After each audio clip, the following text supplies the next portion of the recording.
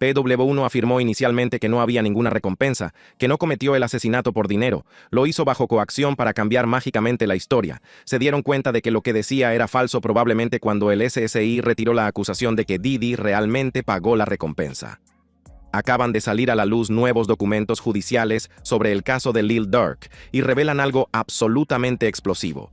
El testigo principal ha sido sorprendido mintiendo. Su historia no dejaba de cambiar, y el gobierno intentó encubrirlo discretamente. Pero aquí está lo que nadie te cuenta sobre por qué esto podría salirle por la culata a Durk. Las últimas noticias y el análisis inicial. Tenemos unos documentos absolutamente explosivos y recién salidos de la imprenta sobre Lil Durk, y Internet se ha vuelto loco. Me refiero a unos documentos judiciales nuevos que han dividido a la gente en dos bandos. Algunos dicen que esto podría ser finalmente el respiro que Durk necesita, mientras que otros miran estos documentos con mucho más cuidado y escepticismo. Y déjenme decirles que después de revisar yo mismo las 11 páginas de estos documentos legales, línea por línea, párrafo por párrafo, tomando notas detalladas sobre absolutamente todo lo que contienen, puedo decirles que esta situación es mucho más matizada, mucho más complicada y mucho más intrigante de lo que probablemente están viendo en su timeline de Twitter o en sus historias de Instagram.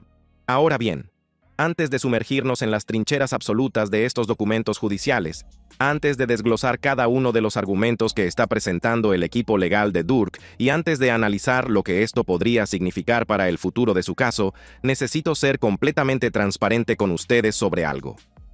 He dicho varias veces en este canal que, en mi opinión personal, honesta y sincera, sin intentar que me demanden, creo que Lil Durk está acabado, quizá demasiado acabado, quizá asado, quizá carbonizado.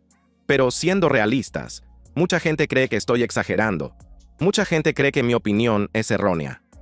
Ahora bien, comparto esta perspectiva con ustedes, no porque quiera aguarles la fiesta a nadie, ni porque intente ser pesimista por el simple hecho de serlo, sino porque creo que es absolutamente crucial que abordemos estos documentos judiciales con claridad, con expectativas realistas y con una comprensión genuina de lo que realmente dicen frente a lo que la gente podría querer que dijeran. Y aquí está lo que es realmente importante entender mientras hacemos este análisis juntos. Mucha gente, incluidas algunas voces bastante prominentes en el ámbito de los comentarios sobre el hip hop, cree sinceramente que Lil Durk va a ganar este caso. Una de esas personas es Sadie Nash, que acaba de publicar este nuevo documento en su historia de Instagram y como una publicación completa en su feed de Instagram. Sadie ha sido coherente desde el principio, manteniendo su postura de que Durk va a quedar libre. ¿Y saben qué? Quiero darle a su perspectiva el crédito que se merece. Quiero presentar su punto de vista de forma justa y completa, porque eso es lo que requiere un buen análisis. Pero luego, después de ver lo que dicen Sadie y otros que son optimistas sobre las posibilidades de Durk, vamos a revisar juntos este documento, página por página, argumento por argumento, y les voy a explicar exactamente por qué personalmente sigo sin estar convencido de que esta sea la prueba irrefutable, la evidencia que cambia el juego, el argumento decisivo que algunas personas pretenden que sea. Sin embargo, y este es un sin embargo enorme, gigantesco, absolutamente gigantesco, creo sinceramente que este nuevo documento, estos nuevos argumentos legales que presenta el equipo de Durk, podrían ser decisivos para su caso. Es posible que veamos cómo las cosas empiezan a cambiar en una dirección positiva para Durk, que el impulso de este caso comience a cambiar. Pero hay una condición asociada a esa posibilidad. Hay un gran, enorme, gigantesco sí, de 400 kilos en medio de toda esta situación. Sí. Y es un gran, enorme, gigantesco sí de 400 kilos si el gobierno no contraataca con fuerza. Pero si el gobierno contraataca de la forma en que creo que podría hacerlo, será el fin para Lil Durk y quedará completamente frito, como un pollo asado. Esa es la realidad de la situación a la que nos enfrentamos aquí. Y eso es lo que hace que esta demanda en particular sea tan fascinante desde el punto de vista legal. Hay un enorme matiz en toda esta situación, capas y capas de estrategia y maniobras legales, y sinceramente, cuando te pones a ello, cuando eliminas todo el ruido, todas las especulaciones y todas las opiniones candentes, todo se reduce, literalmente, a las últimas líneas de este documento de 11 páginas, esos párrafos finales, esos argumentos finales. Ahí es donde está la verdadera historia. Ahí es donde la estrategia legal real se vuelve cristalina. Así que esto es lo que vamos a hacer. Voy a guiarlos a través de todo este documento, desglosando todos los argumentos clave, explicando toda la terminología legal, contextualizando lo que realmente dicen los abogados de Durk frente a lo que ha estado afirmando el gobierno. Acabo de terminar de leer varias veces el documento completo de 11 páginas. He tomado notas exhaustivas sobre todo lo importante, cada afirmación significativa, cada maniobra legal estratégica, y voy a desglosarlo todo para ustedes de una manera que tenga sentido, de una manera que elimine la jerga legal y llegue al meollo de lo que realmente está sucediendo aquí. Pero antes de sumergirnos en el análisis profundo, antes de empezar a revisar página por página estos documentos judiciales, veamos lo que Sedi Nash tenía que decir sobre este desarrollo. En su publicación en la que analiza este papeleo, Sedi destacó algunos pasajes absolutamente cruciales, algunos detalles realmente importantes que hablan del núcleo de lo que argumenta el equipo de defensa de Durk. Aquí se dice que, si existiera ese descubrimiento que elimina la duda, el gobierno sin duda lo habría citado en su acusación. Sin embargo, no lo hace. De hecho, en ninguna parte del descubrimiento se expone nada que se parezca a una teoría fija o coherente sobre el momento, el lugar y las circunstancias de las acusaciones de recompensa o sobre la dirección de las acusaciones. Por el contrario, el descubrimiento revela que los testigos del gobierno cambian constantemente sus versiones. Esto es absolutamente explosivo, ¿verdad? El testigo principal, denominado Peibu 1, en los documentos judiciales, aparentemente ha dado múltiples versiones diferentes de los hechos.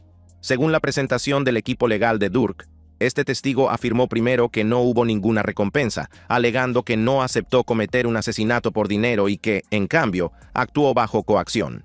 Pero luego, como señala Sedi en su análisis, la historia parece cambiar, la narrativa se modifica, y de repente, oímos hablar de recompensas, pagos y dinero que cambia de manos. Análisis en profundidad de los argumentos legales. El documento continúa con información aún más perjudicial sobre cómo el testimonio de este testigo supuestamente ha cambiado y variado. Pero, como cabría esperar en un juicio por asesinato por encargo basado en la existencia de una recompensa, él está a la altura de las circunstancias. En una declaración ante el gobierno, Peibu 1 relata cómo el señor Wilson supuestamente se quedó en Los Ángeles después de que los demás participantes se marcharan en avión para cobrar la recompensa y distribuirla. Se trata de una información realmente significativa que merece nuestra atención y análisis minuciosos. Lo que los abogados de Durk argumentan esencialmente aquí es que el testigo estrella del gobierno ha sido sorprendido en lo que parece ser una mentira, y que la respuesta del gobierno al descubrir esta mentira fue eliminar discretamente ciertas acusaciones de su acusación, entre la primera acusación sustitutiva y la segunda acusación sustitutiva. No es algo menor. No es un detalle insignificante, es el tipo de cosa que puede plantear serias dudas sobre la credibilidad de los testigos, sobre la fiabilidad de los testimonios, sobre los fundamentos en los que se basa todo este proceso judicial.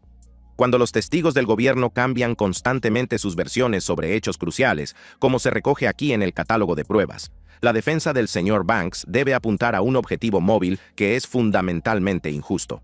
Después de compartir esta información, Sedi dejó claro que iba a dejar que otros comentaristas y blogueros se hicieran eco de esta historia, que iba a dar un paso atrás y permitir que el análisis fluyera a través de la comunidad. Y agradezco sinceramente ese pase, esa ayuda, porque este es el tipo de historia que merece un análisis exhaustivo, detallado y completo desde múltiples perspectivas. Pero aquí es donde tenemos que frenar un poco, aquí es donde tenemos que inyectar algo de realidad y de reflexión cuidadosa en esta conversación. Después de leer yo mismo este documento de 11 páginas, después de tomar notas detalladas sobre cada argumento, cada afirmación, cada prueba mencionada, puedo decirles que hay algunos detalles muy matizados que es fácil pasar por alto si solo se lee por encima. Algunos contextos importantes que no aparecen en las publicaciones de Instagram y los hilos de Twitter. Algunas realidades legales cruciales que cambian la forma en que debemos interpretar lo que el equipo de Durk realmente está argumentando aquí. Este es realmente un momento decisivo, una encrucijada crucial en este caso, pero no creo que sea necesariamente la victoria rotunda, clara e inequívoca que algunas personas están describiendo.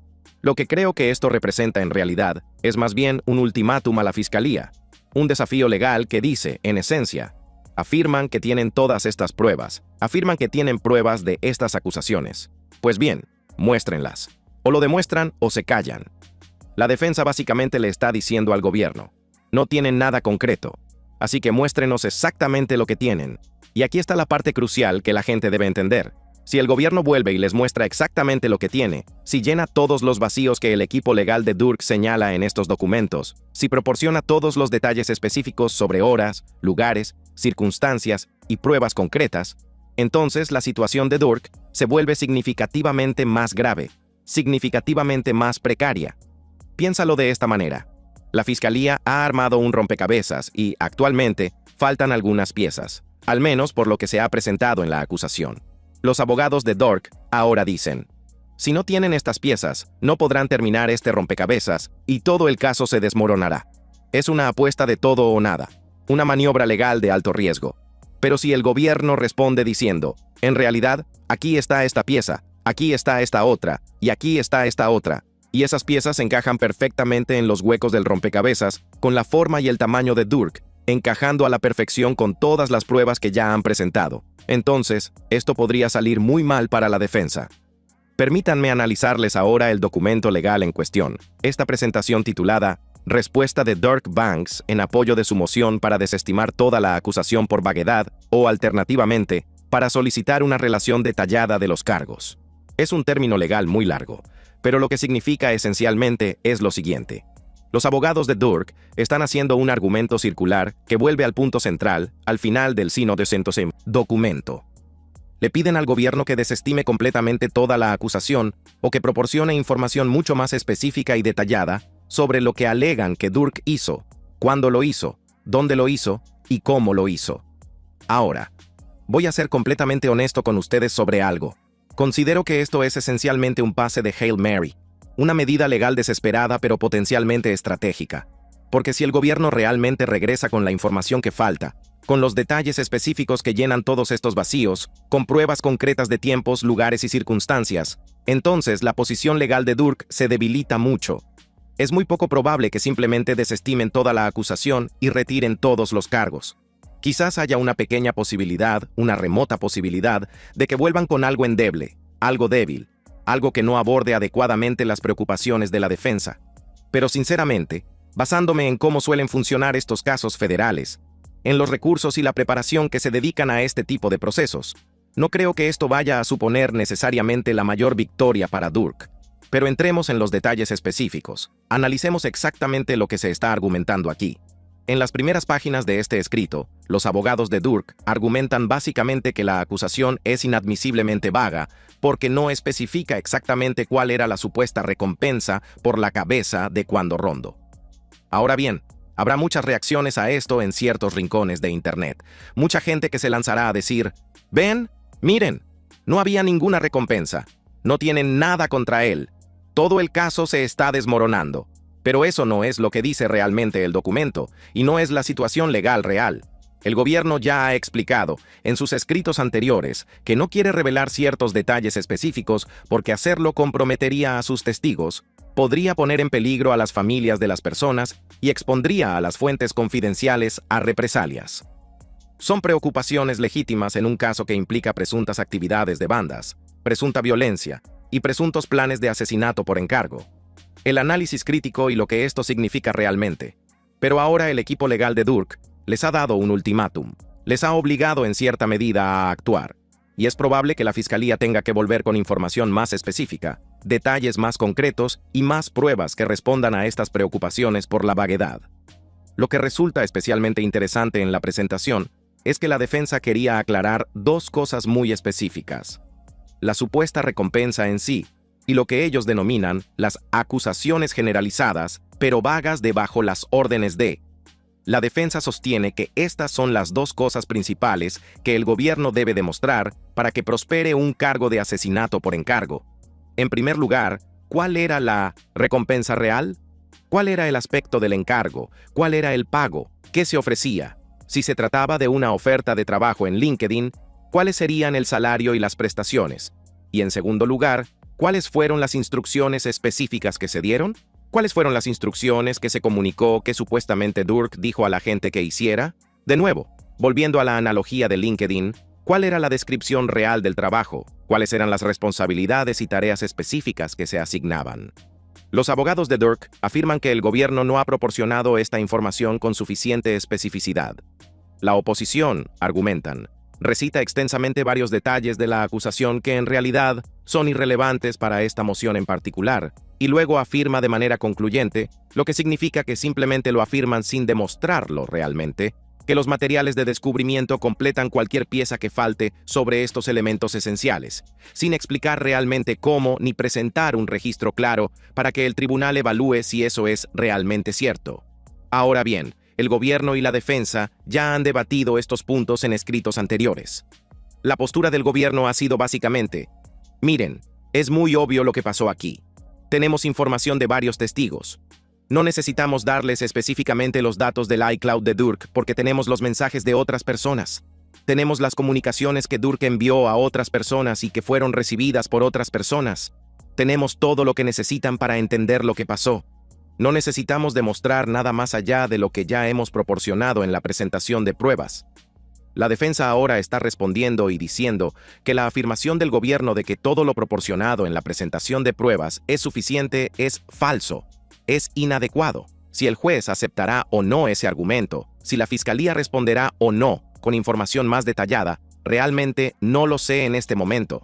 Pero definitivamente es picante, definitivamente es polémico y plantea algunas preguntas interesantes sobre lo que sucederá a continuación. También existe una dinámica interesante en la que la defensa sugiere esencialmente que no se les permite ver las pruebas que se están utilizando contra Durk antes del juicio, y argumentan que eso es fundamentalmente injusto.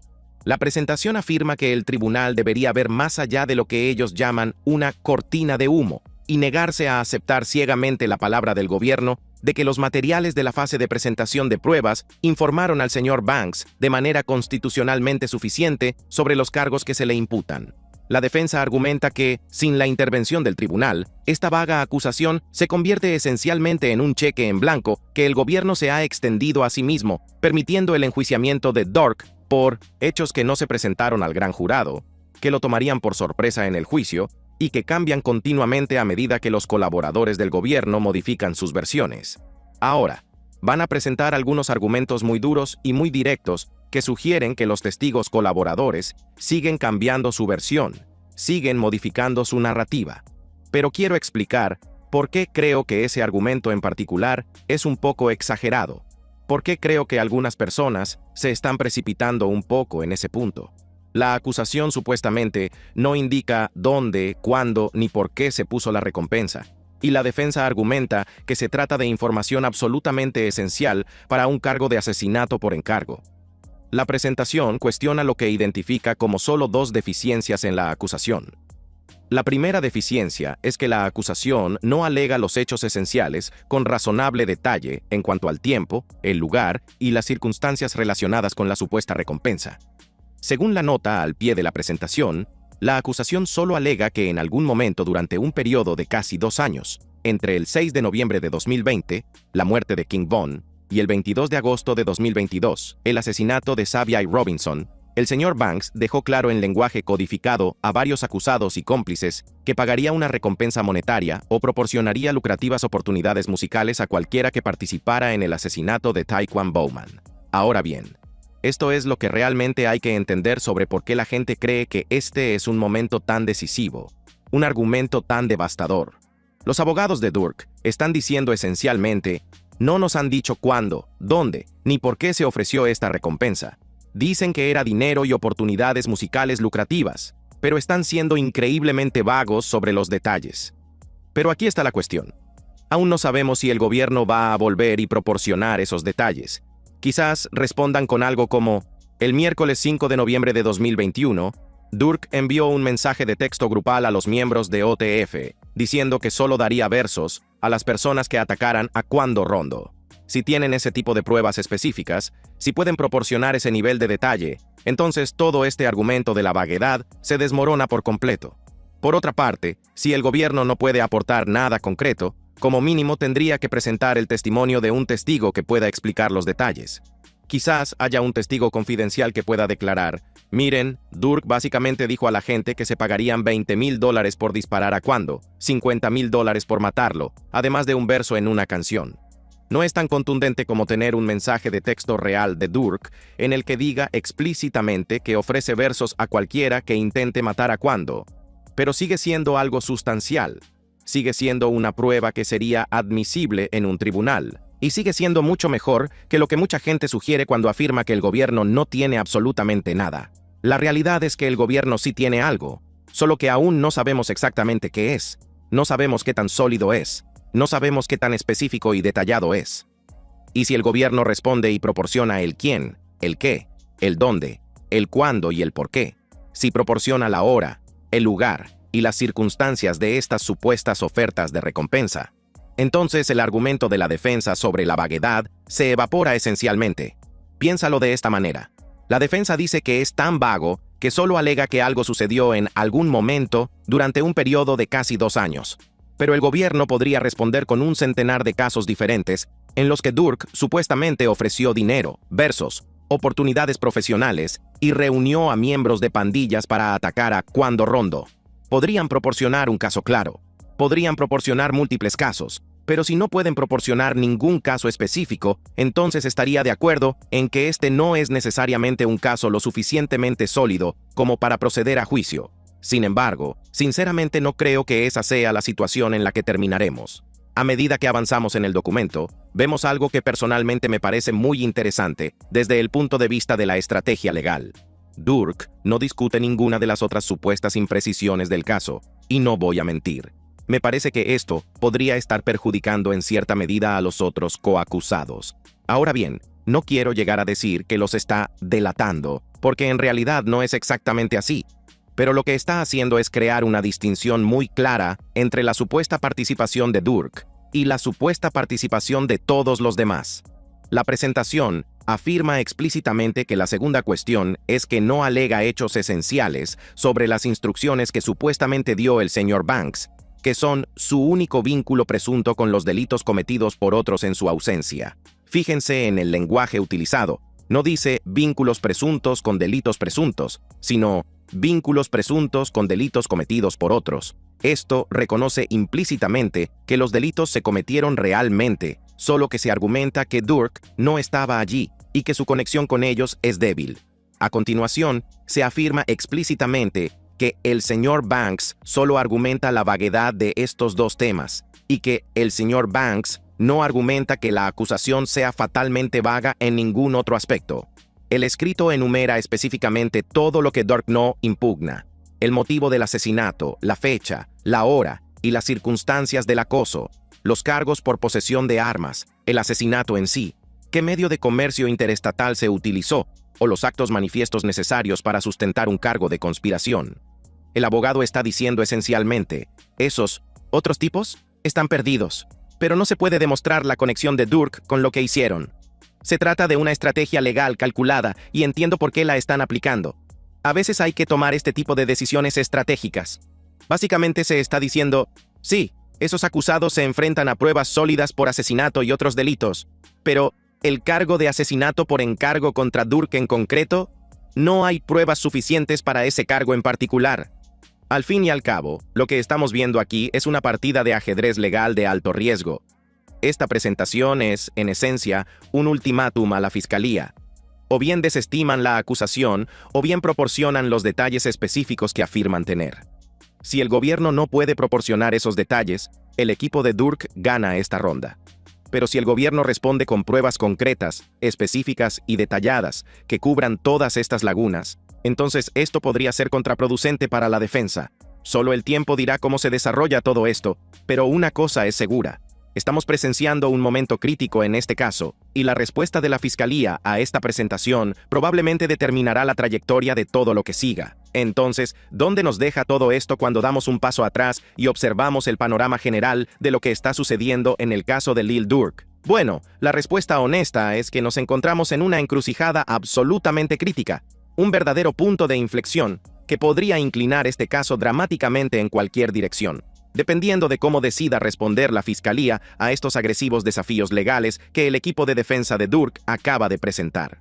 Lo que estamos presenciando aquí es, en esencia, un ultimátum legal, un desafío estratégico que obliga al gobierno a actuar y le exige que presente pruebas concretas o que reconsidere seriamente la solidez de sus acusaciones de asesinato por encargo contra Durk específicamente. La defensa ha trazado una línea clara en la arena, señalando lo que caracterizan como una vaguedad fatal en la acusación, en particular en lo que respecta a la supuesta recompensa y las instrucciones específicas que Durk supuestamente dio a sus coacusados.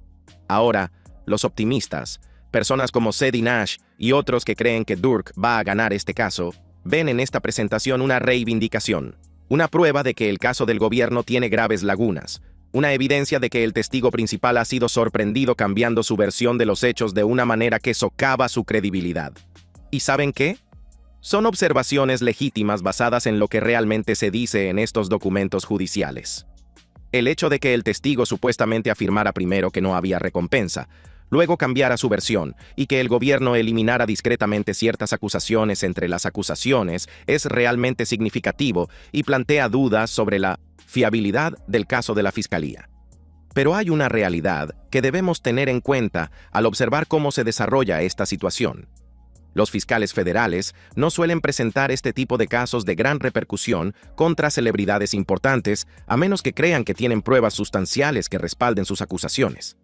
Cuentan con recursos, tiempo y herramientas de investigación que les permiten construir casos completos. Así que, aunque esta presentación expone lo que la defensa califica de lagunas y vaguedades en la acusación actual, la verdadera pregunta es si la Fiscalía puede llenar esas lagunas cuando responda. Si el gobierno responde con fechas concretas, comunicaciones específicas y testimonios de testigos concretos que aborden todas y cada una de las cuestiones planteadas en esta presentación, si puede aportar pruebas concretas de cuándo se ofreció la recompensa, cuál era su cuantía, qué instrucciones se dieron y quiénes estaban presentes cuando se produjeron estas conversaciones, entonces la situación legal de Durk se volverá mucho más precaria, independientemente de lo sólida que pueda parecer esta presentación actual. Por otro lado, si la respuesta de la Fiscalía es débil, si no pueden proporcionar la especificidad que exige la defensa, si siguen basándose en plazos vagos y acusaciones generales sin pruebas concretas que las respalden, entonces, esta presentación podría representar realmente una gran victoria para el equipo legal de Durk y podría dar lugar a que se desestimaran algunos cargos o a que el caso se debilitara seriamente. La conclusión es la siguiente. Ahora estamos en un periodo de espera, un momento crucial en el que la respuesta de la Fiscalía nos dirá todo lo que necesitamos saber sobre la verdadera solidez de su caso. Esto no ha terminado, ni mucho menos. Manténganse al tanto, porque lo que suceda a continuación será absolutamente crucial para el futuro de Lil Durk. Gracias por vernos. Echen un vistazo a las otras tarjetas en la pantalla.